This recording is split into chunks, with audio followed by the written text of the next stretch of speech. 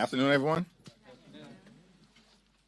House and Senate Democrats have been very clear that we will support a bipartisan spending agreement that meets the needs of the American people in terms of their health, public safety, and economic well-being, meaning legislation that makes life better for everyday Americans as opposed to continuing to make life more expensive for the American people.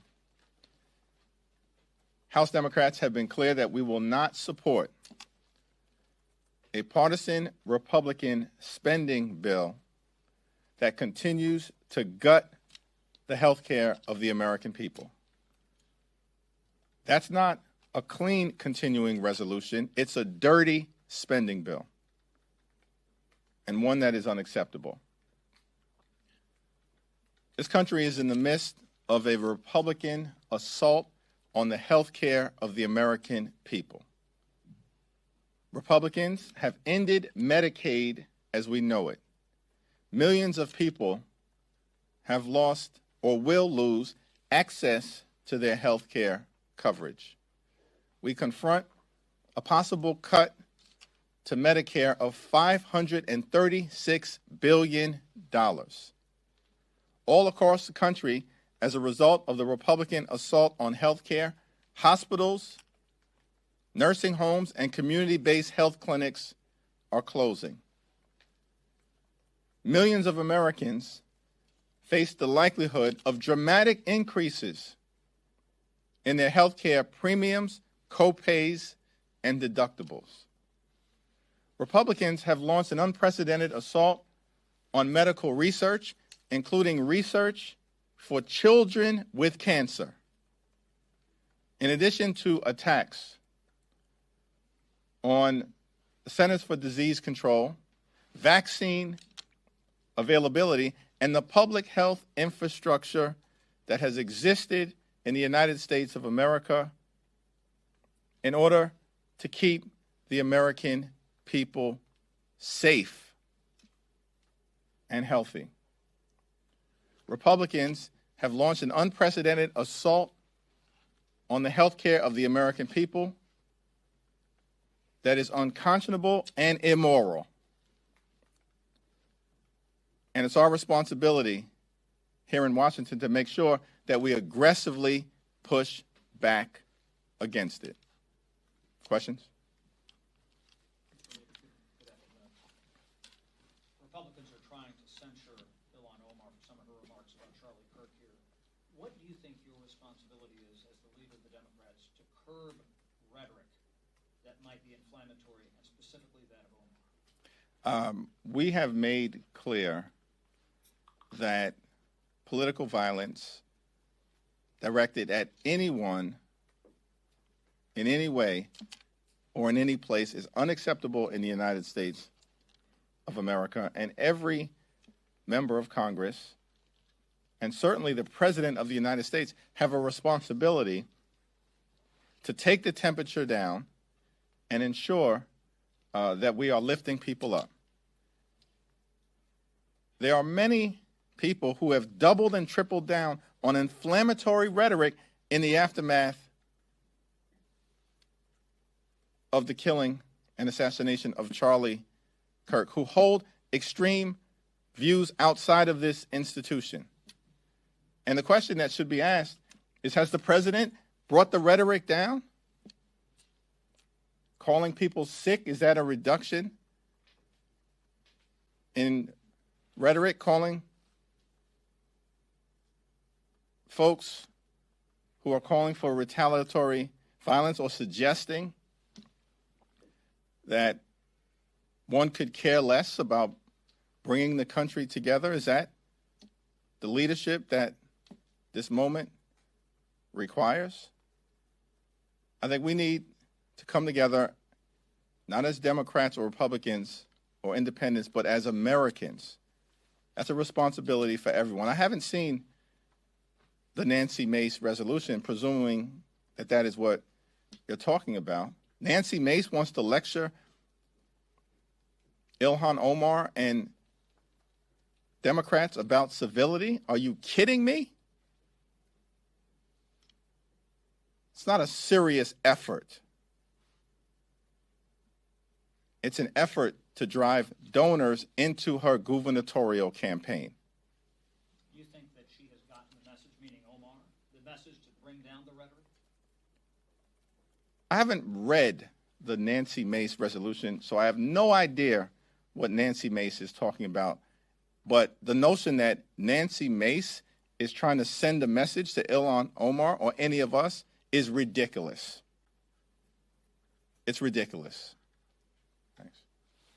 If Republicans can't get to the CR, to the number needed for the CR, what is it Democrats want as their, like, what is your bare minimum to come back to the negotiating table? We're not going to negotiate in public, but what is clear, as we've said, is we will not support a partisan spending bill that Republicans are trying to jam down the throats of the American people that continues to gut health care. No one who is following what Republicans have done to rip away health care of the American people can reasonably suggest that responsible legislators should do anything other than push back aggressively to protect the health care of the American people and make sure that millions of folks don't have to deal with dramatic increases in their health care premiums, copays, and deductibles. Life in Donald Trump's America is already far too expensive. Donald Trump hasn't lowered the high cost of living, which he promised to do on day one. Costs aren't going down, they're going up. And Republicans have set in motion dramatic increases in the health care expenses of the American people, and Democrats are fighting hard to reverse it. Thank you, Mr. Leader. You talked about all the reasons why you oppose the CR that just came out, but there is a provision in the text that allows D.C. to spend their local budget. That provision wasn't in the March budget. You support that particular provision. If Democrats oppose this CR and the government shuts down, what's your message to the folks of the District of Columbia? They are looking at Congress this week as these crime bills come forward, as the City Council looks for resources.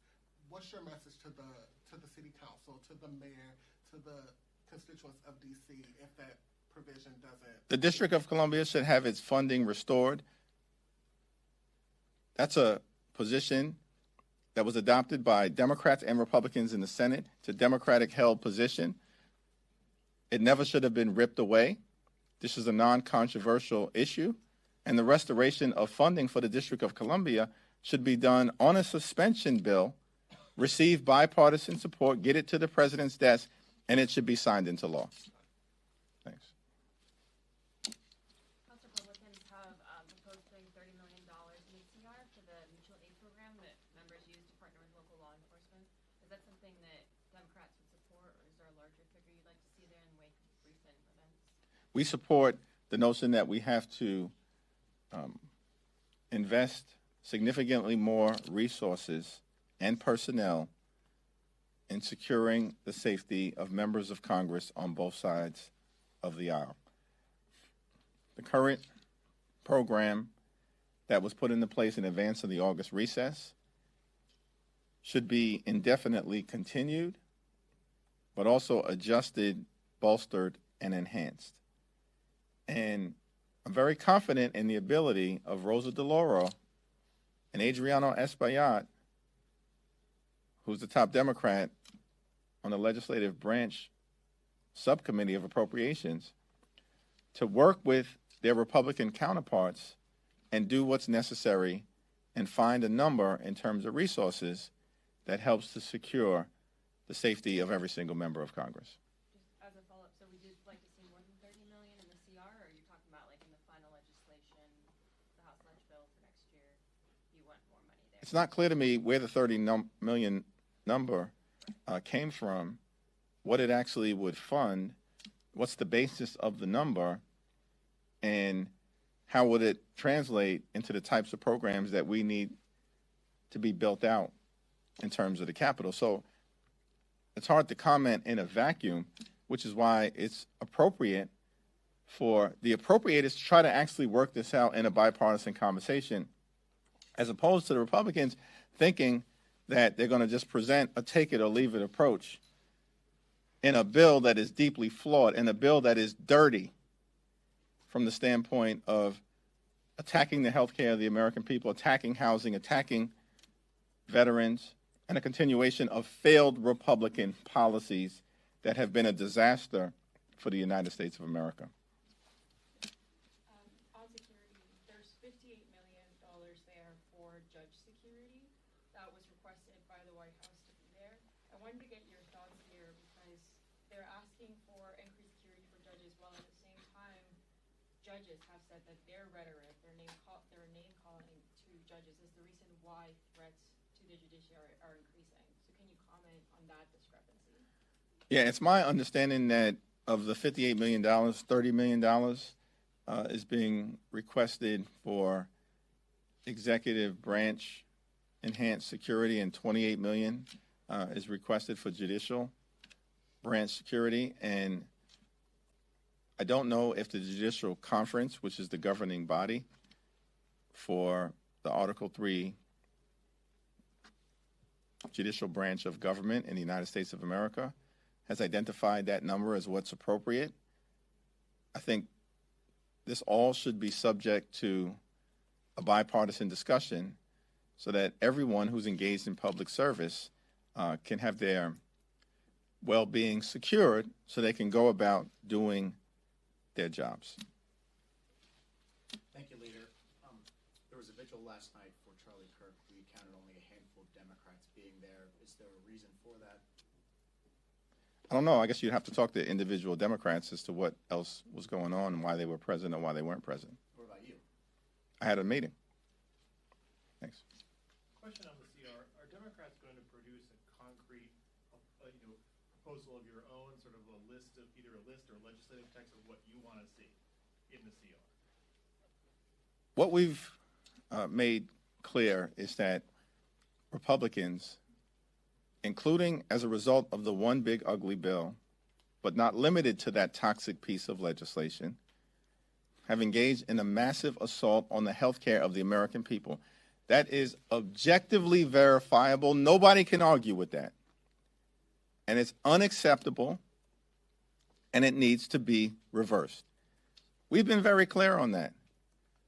And if Republicans want to continue to gut the health care of the American people, there will not be Democratic support in connection with a partisan Republican spending bill that continues their failed and toxic policies. Leader, if the Republican CR doesn't pass, it's likely the government would shut down. Would Democrats be okay with that outcome? We're a long way from that, but Republicans control the House, the Senate, and the presidency. What would you say to progressive members who are frustrated that you haven't endorsed Zohran Mamdani and feel that it may be a reflection more broadly of how you treat the left wing of the party? I haven't had a conversation with any member of Congress who's expressed frustration to me as it relates to the New York City mayoral race.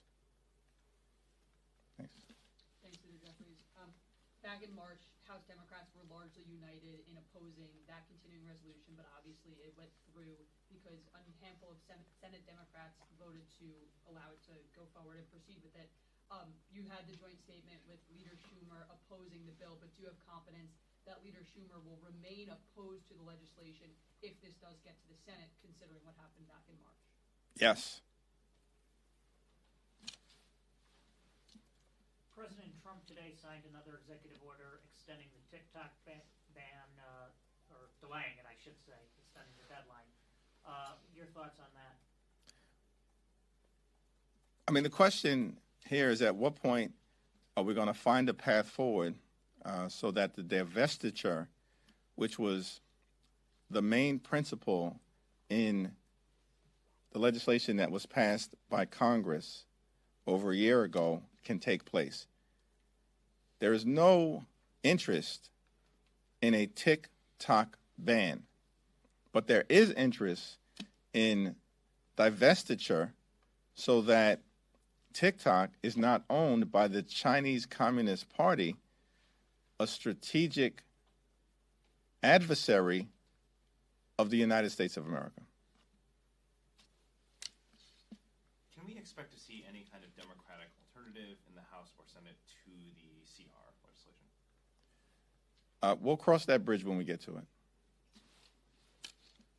On Mamdani again, can you share at all like your time frame or like what you're weighing as you think about this decision? And I know you said no one's expressed frustration to you, but Senator Chris Van Hollen last weekend sort of called you out and other members of the New York delegation. So what's your response to that? I think we had a response to that. Thank you, Mr. Leader. Could you speak to your positions on the two D.C. crime-related bills that are getting a vote later this afternoon? Those aren't bills that are serious efforts to address public safety in the Washington, D.C. area, and it's not my expectation to support them.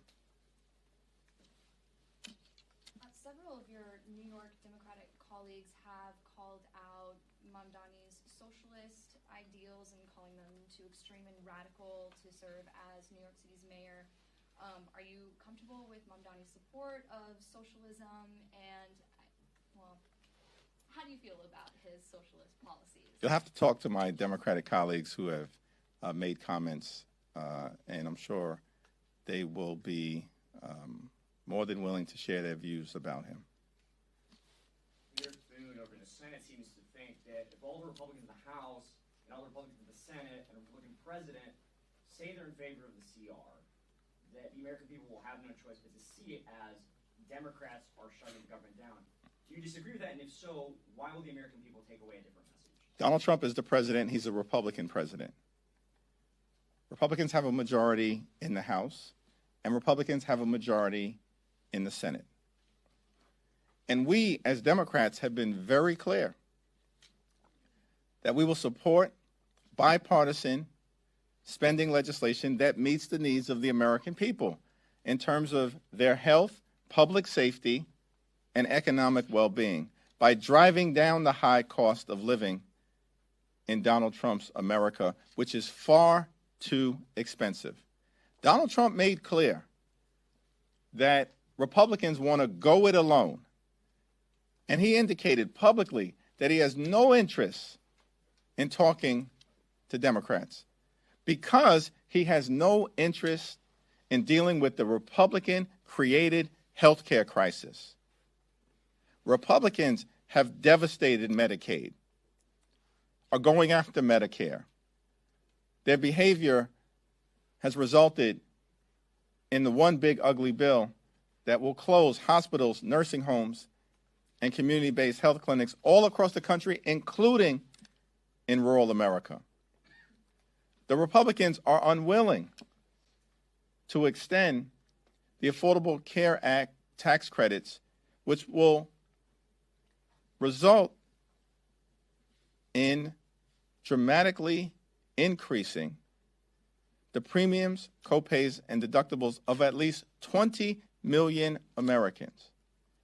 As a result of the Republican assault on health care in the United States of America, health care premiums for tens of millions of people who are on private insurance are going to skyrocket as people receive notices over the next several weeks, and as we approach open enrollment on November 1st. Democrats are going to continue to stand on the side of the health care of the American people, and Republicans are clearly trying to gut it. That's the battle line that has been drawn. And there is an opportunity for Republicans to reverse course and actually do something about the health care crisis that they have created, including by enacting the largest cut to Medicaid in American history and devastating their own constituents, including in rural America. You talked about open enrollment on November 1st. There's a lot of people who worry that waiting until the end of CR November 21st is going to be too late to negotiate ACA subsidies, and that it needs to happen sooner. Can you talk about the timing of this and why it can't be a separate negotiation, why it has to be something that's now? it's our view that we have to resolve this issue sooner rather than later because of the fact that notices are going to go out in a matter of weeks to millions of Americans who will be shocked by the fact that their health care premiums are about to skyrocket, in some cases by tens of thousands of dollars. And the open enrollment period will start on November 1st, which is why this has to be resolved sooner rather than later. The thing that's interesting is that Republicans have put forth a partisan spending bill that fails to address the fact that tens of millions of Americans are about to experience dramatic increases in their health care premiums and have done nothing about it because they could care less. They don't give a damn about lowering the high cost of living in the United States of America, but Democrats do. And that's why we've drawn a line in the sand as it relates to defending the health care of the American people and refusing to back partisan Republican legislation that will gut the health care of everyday Americans. The Republican partisan spending bill that they introduced is not clean. It's an attack on the health care of the American people that is continuing, and it's a dirty piece of legislation. Thank you.